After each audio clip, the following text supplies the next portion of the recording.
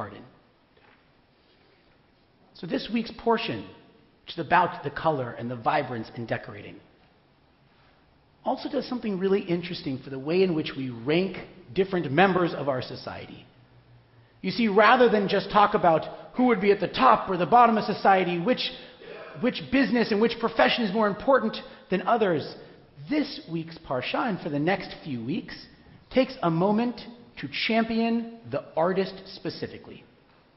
To take a look and say that all forms of art, from the painter to the sculptor to the architect to the actor to the musician to the dancer, that they in fact are crucial to the creation of our prayer space, to the creation of a dwelling space for God.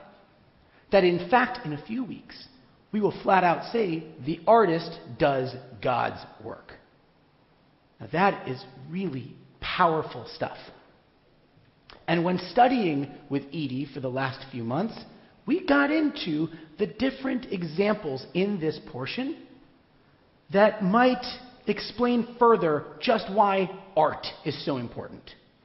You see, in this Torah portion, we are told to have ram skins and dolphin skins and yarn of vibrant colors carried through the Sinai. A slightly possibly impossible request. But let's start by looking at the colors. Crimson and purple and blue. Colors that might have represented royalty. And especially in Egypt did. And these Israelites at one point only saw royalty as depressing.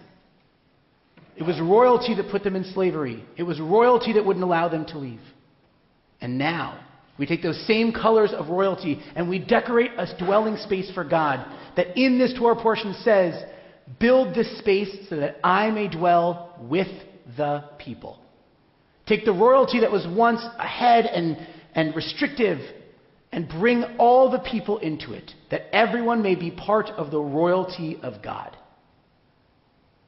So the intentionality of a building is really important. Even this building has incredible intentionality. If you look around, most congregations, the bima is above where everyone sits. But here, we all began by walking up a slight slant.